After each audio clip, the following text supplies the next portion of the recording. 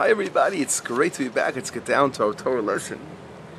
This week's portion, we're beginning the new book, and the book of Divarim.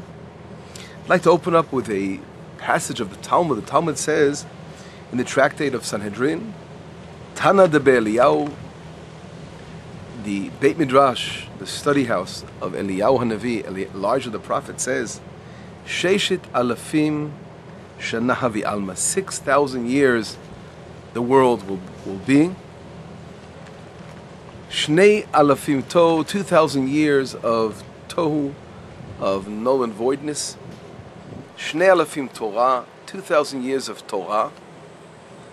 And Shnei alafim yimot HaMashiach, and 2,000 years of the days of Messiah. This is the words, again, of Elijah, the teaching of Elijah, Eliyahu HaNavi, about the world, how long this world cycle is going to be for.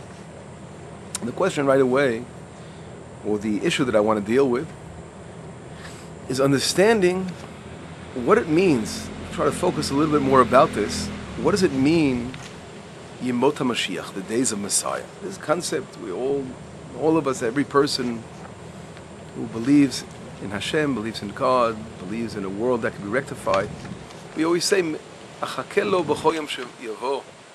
Rambam, Mamani says, we have to say every day, Ani Ma'amin, in the Ani Ma'amin, I believe the Viat Mashiach and the coming of Messiah, and I will wait for him every day until he comes. Even though he's delayed, Achakelo, I will wait for him, b'chol yom, every day, until he comes. Again, this is what we say every day, and of course the world we see is in so need of delivering us from this difficult situation that we're all in. And the question is, of course, what does it mean when it says 2,000 years of Messiah? That's an interesting concept, because we see, if we look in our teachings in Chazal and the rabbis in the Torah, we see the concept of Messiah. There are different names or terms used. Sometimes it could be called Ikvad HaMashiach, in the footsteps of Messiah. Sometimes we hear the Melech HaMashiach, the king of a Messiah. Sometimes we hear the days of Messiah. What do all these different concepts mean? Yemot HaMashiach. The Rambam says right out, Maimonides, Ein bein olam hazeh yemot HaMashiach. There is no difference between this world and the time and the days of Messiah. Ela she'ibud malchiot bilvad. What does that mean? It means when the nations have control over Israel. That's a sign we're still in exile. But when we have control of our own matters, and we could stand up for ourselves and fight our own battles and blow up nuclear reactors, these kind of things are a sign that we are in the days of Messiah. And that we see today very clearly. Israel is an independent country, and it's part of the redemption process, which we're going to talk about more now and related to this week's portion.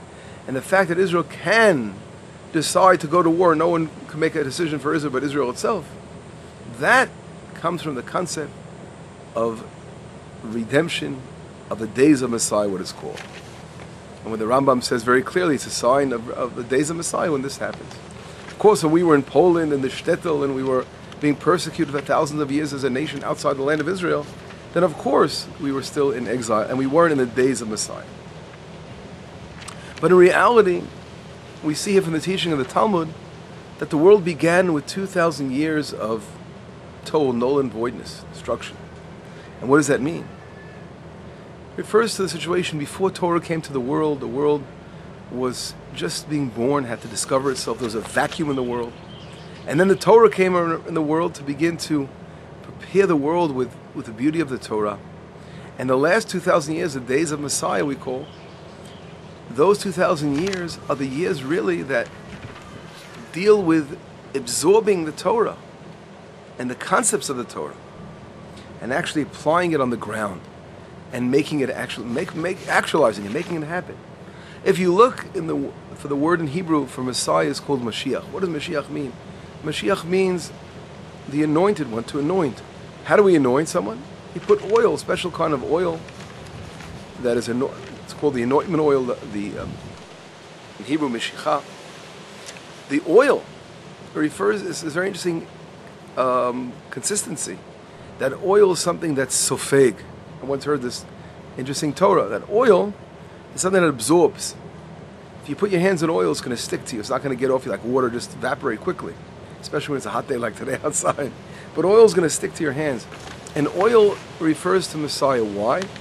Because we call in Hebrew, the word in Hebrew is much better. Svikoch sviga. Something has to be absorbed. First, the Torah is given, and then you need the time of Messiah to absorb the Torah. Like oil has to really lubricate and enter the system. What means is to, we say in Hebrew, lafnim, to bring it inside, to understand the concepts.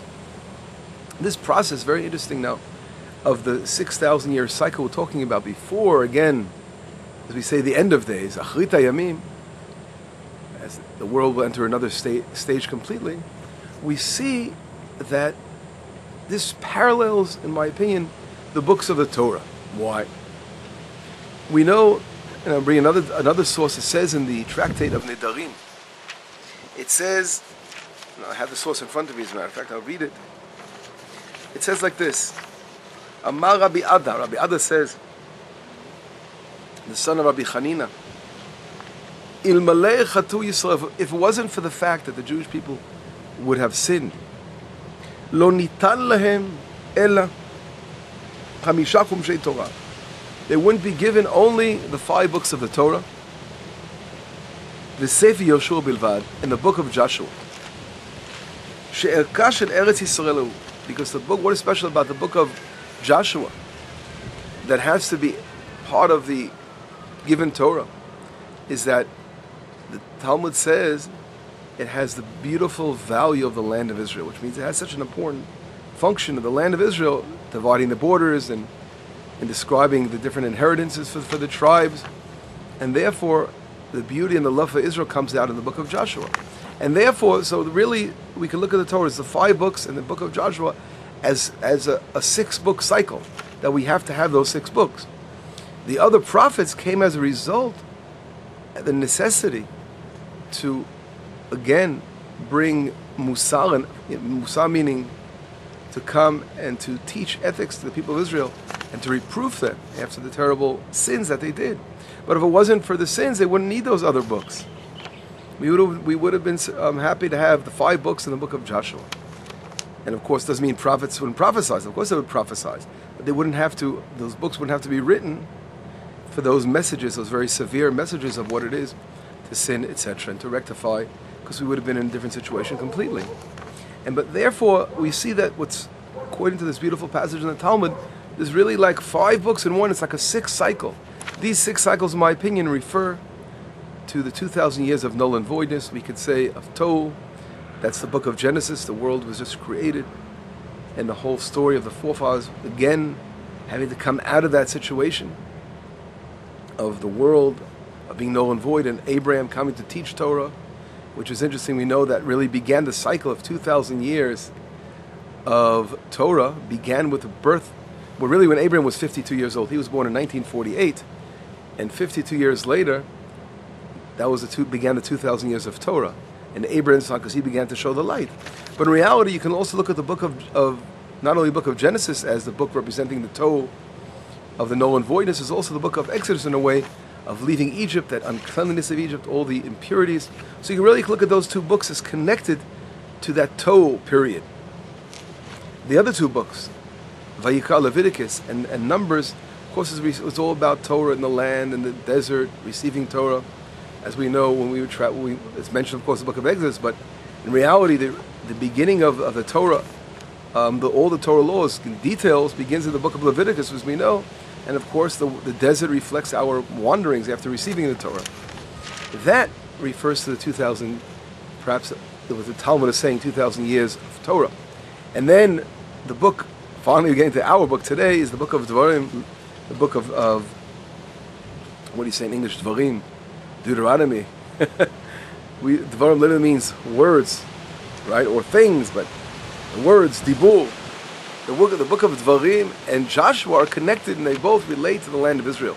Preparation for the land, and to enter the land of Israel. And of course, the book of Joshua is all about the land of Israel. Everything about the book of Divarim really is related to the land of Israel. There's another beautiful source, and this connects to this whole cycle we spoke about, understanding the world cycle. If we look in the words in the Talmud of Sanhedrin, I'll bring another passage today, a lot of Talmud. Rabbi Yeshua ben Koch Omer, Rabbi Yeshua says,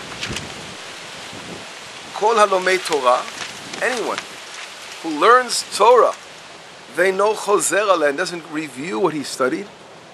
Domeh la'adam, it's like likened to a person, shezorea, that's planting, ve'eino kotzer, and does not reap. Rabbi Yeshua Omer, Kol halomei Torah, another opinion of Rabbi Yeshua says, anyone who studies Torah, umishakha, and forgets the Torah, domeh li'isha sheyoledet ve'koveret, it's like a woman who gave birth and, God forbid, buried her child. Wow, this is very, very powerful statements here. And what the rabbis are teaching us is that Torah is so important that we must review and go over the Torah constantly. This is really what Moshe Rabbeinu, in this week we're beginning a new book of Divarim. We know Mishneh Torah literally means like a review, like it's going over. In Hebrew, lishnot something means to go over it. And Moshe Rabbeinu is actually repeating the Torah, although there are many parts of the Torah here that are things that are addition, and that laws that were added on here in detail. But it's always called Mishneh for the fact that Moshe Rabbeinu is reviewing, going through, again, a review of the Torah itself. And that is to show the love, and that Torah without going over it really is worth nothing. We spoke about it last week, because people have to do the minimum of study, 4 times we spoke about, in order to try to absorb the Torah in your system. But of course, you have to live a life of Torah and apply the Torah. That's the beauty. So much of the book of Divarim, of Deuteronomy, is where the Torah is going to be applied in the land of Israel, because stopping at a situation, we receive Torah here, great, fantastic. But if we don't go all the way, and we don't follow up what the Torah is all about, and means understanding the cycle, 2,000 years of world being nothing, and then Torah coming in, and then applying the Torah by the days of Messiah, which are 2,000 years. We could have, in the beginning then, we could have merited, if we weren't to sin, we could have merited then for the reaching of our final stage of redemption, of building the temple, etc., without being destroyed. But unfortunately, in our sins, things were dragged on. But this is the beauty of the book of Divarim, what it's all about, in the book of Joshua, of course, to prepare us for the land, to apply the Torah, to live a life of Torah in the land of Israel. And this is really what the book of Deuteronomy is all about. Moshe Rabbeinu, we know the book of Deuteronomy is written only in about a month and 6 days time, 36 days really, 37 days, because he passed away on the Zion, the 7th of the month of Adar, and it says right in the Torah, this was the 11th month, the first of the 11th month, Rosh Chodesh Shvat. That's the entire book of Deuteronomy. In a month, a little over a month, Moshe Rabbeinu is going over the entire Torah and preparing the people of Israel to enter the land of Israel. Rav Kook, and I'd like to connect this whole thing with a passage from Rav Kook in a book called Orot HaMilchama. Rav Kook, he has different books, and one of them is called Lights, right? Orot in general. And here he has a passage called Orot HaTorah, the Lights of Torah. And what does Rav Kook say? I'm sorry, the Lights of War. Rav Kook says, Kisheyesh milchama gedola ba'olam, when there's a great war in the world, mitorer koach Mashiach, the power of Messiah awakens. So Rav Kook is saying, and he's talking about World War I, which took place way back we know from 1914 to 1918. This is many, many years ago, obviously. And Rav Kook is saying, then in World War I, when a world war breaks out, there's something called Koach Mashiach, the power of Messiah. It's another concept. We spoke about the days of Messiah, the king of Messiah, the ikvot of Messiah, the pathway of Messiah, we say. And here we're talking about the power of Messiah. This is referring to the potential. When there's a war in the world, Rav Kook says, the potential of Messiah is awakened. Eit HaZamir Higia, the time of HaZamir, refers to the time of Liktzor, to reap, has come. Zamir Haritzim Harishaim Nichadim min Ha'olam V'Ha'olam Mitbasem, which means evil people are eliminated from the world, and the world absorbs a fragrance when evil is being knocked out in the world. The kol aton nishmal b'tzein, and the voice of the turtle dove is heard in the land. Rav Kook writes, Hayichidim anispim b'lo mishpat. And those, unfortunately, sometimes there are individuals that get caught up and killed. Shebetoch hamapecha shel shetav mincha, in the war, which are the innocent ones. Yesh ba mitat tzadikim lechaper. It's like the death of the righteous, which has power of atonement. Olim heim lemala b'shorosh hachayim b'tzmut hachayim mevi erech klali letova u'levracha. So these great righteous go up in the heavens, and they bring a blessing for the entire nation, for the building of the world, and all its arachav, and all its values, and different aspects. And afterwards, kitoma milchama, when the war is over, mitchadesh olam beruach chadash. The world is now, a new spirit in the world. V'raglei Mashiach mitgalim biyoter. And now he talks about the feet of Messiah are revealing themselves more. לפי ערכה של גודל המלחמה בכמותה ואיכותה, ככה תגדל הציפייה לרגלי משיח שבה. Right? According to the greater the war is, the more the awakening for the feet of Messiah. Here it's what Rav Kook is saying. What is he referring before? We spoke about the power of Messiah, and that's which we redefine as the potential, and now he's talking about the actual feet of Messiah. What is he referring to? He's referring to Rav Kook. We know that Talmud, in the tractate in Sotah, and the Mishnah brings down certain things that are signs that are going to take place at the end of days when the coming of Messiah. And these signs are very, very, you can see them happening today, of course. And I'll try to read some of them, if I can find them here. So he says like this: Be'ikvot Mashiach, which means in the footsteps. Here are the footsteps of Messiah. Chutzpah Yiske is going to be a lot of arrogance. V'yoker Ya'amir. It's going to be, again, Yoker is referring to the difficult financial situation. So we see here on one hand there's going to be a lot of arrogance. The financial situation is going to have problems. We see Malchut means the leadership will actually have problems of minut, a lack of faith, turning away from Torah. Beit Avad Yeleznut, the council, places where there's supposed to be leadership and council, will be doing immoral behavior. And it goes on. People on the border will run from city to city without rest, which means the missiles will hit the cities, on the border cities. We see right here so clear. The chokhmat sofrim tisrach, and the love for wisdom will rot. And people will hate. They will not look up to people that are fearing of sin. And the truth will be lacking. The young will be disrespectful to the elderly. Ben minavel av bat kama be'ima. A daughter will come before her mother, and a son before the father.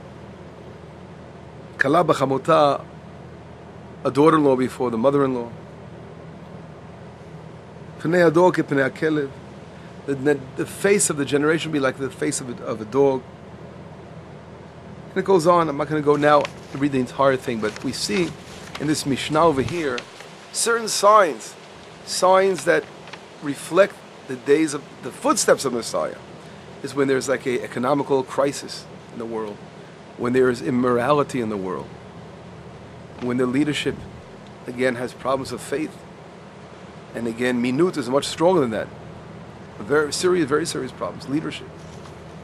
These issues here are signs what Rav Kook is talking about, that when a war takes place in the world, the war itself, a great war like World War I, right back then, way before now, what would you say today? All these things are leading to cleansing the world in one way from these issues. And these issues, of course, are leading eventually to Melech HaMashiach, to the King of Messiah. Which means the King of Messiah will only come about only when we have built a beautiful world and built a palace for him. built the land of Israel and developed the land with holiness and purity. And then the next stage, of course, could come and take place in leadership, true leadership. This all is a stage process that has to go through these different stages. We look at we're heading to the holiday. Of course, it's called the holiday, Tisha B'Av, the 9th of Av. We commemorate the destruction of our 2 temples. But why is it called a holiday? Because again, we know on that same day that our temples were destroyed, Messiah was born. And what does it mean, Messiah being born? Refers to, in a deep meaning, is the hope. Sometimes through destruction, through the war we spoke about. Destruction, there's always hope. That creates a vacuum of hope. That we know from this destruction, from this lacking, the beauty of life will come again, will sprout forth again. This is what Rav Kook is talking about, the war through destruction. The war will lead eventually, when evil is eliminated, to the true building, an everlasting building. And that really just gives us the hope on Tisha B'Av itself. When mourning the temples, we have to feel the lacking, the terrible, what it really is to be without a temple. And how we have to work hard to continue this march towards Messiah, of this cycle of 6,000 years we spoke about. And then we will build the kingdom of Hashem. The people of Israel, of course, our understanding of Messiah is different than all the religions.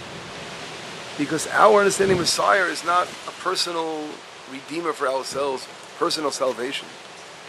Messiah in Judaism is a Messiah that is the top of a process. It's the culmination of a process of where every person will find the spark of Messiah within him, being part of the building process, of building the world, making the world a better place to live in, rectifying himself.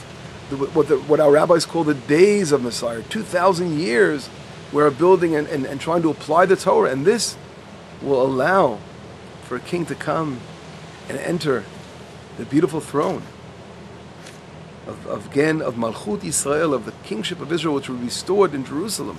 We build a temple. And that's the leadership that's going to be. We have to look at, to realize a lot of people don't understand, but the beauty of when Ben Gurion announced in 1948 the Declaration of the State of Israel, that was really the end of an exile period. Although he was a secular Jew, and that's why the Haredi world don't want to accept anything, but they don't see God has his ways of working things. That was the end of our exile, my friends. Yes, it was. But of course, we have a long way to go still. We began the process of the true days of Messiah, the footsteps of Messiah. And from there, we're just going on and onward motion. Today, Israel's faced with a lot of challenges in the world. The agreement here in the 3 weeks, culminating tomorrow night with Tisha B'Av, we see the United States and the European countries are running already. They made a deal with Iran, and they're running quickly already. Germany is the first one, the pioneer, to go and already make billions of dollars of agreements, of financial agreements, to supply Iran with money so they can, of course, continue, because that's what they're going to do, their terror regime around the world. And this, of course, in our eyes is a war, destruction, because it's a declaration of war against the good in the world. Because what's going to bring about giving the power to these evil people in the world to come and do more damage. But eventually what we learn from war and from these terrible things that go on, the world will cleanse itself from this evil, and the beautiful redemption will take place. And this really, in a nutshell, is what Messiah really means. The world being redeemed from evil, cleansing the world, and allowing for the building of the third temple, for God's throne to shine on the world through a leadership, which will be called the King of Messiah, that leadership that will come about. And the world will follow Torah and follow Hashem's way. This is what we're working for in the land of Israel. And no one is going to come along and make agreements with these evil people and think that, again, that they're going to get away with that. Because evil eventually will be destroyed. And that's an evil agreement. It's an evil thing. And you hear people trying to find excuses to explain such agreement. If you don't fight against terrorism, it's going to come to your doorstep. And you have to fight against that and eliminate all this evil. And that's the true war. And Israel is being strong again, standing up against this. Bibi, the Prime Minister of Israel, that he's standing against all the world and he went down there and he spoke to Congress and he told about the dangers of this agreement. That's again a sign of redemption, that Israel's not afraid to say the truth, to stand up for what it believes in, although the world is all standing against us. And we therefore turn to everybody and say, it is time for those who love God and love Israel to stand with Israel, and don't be afraid of it, because you're standing with God. Shabbat Shalom, B'sorot Tova.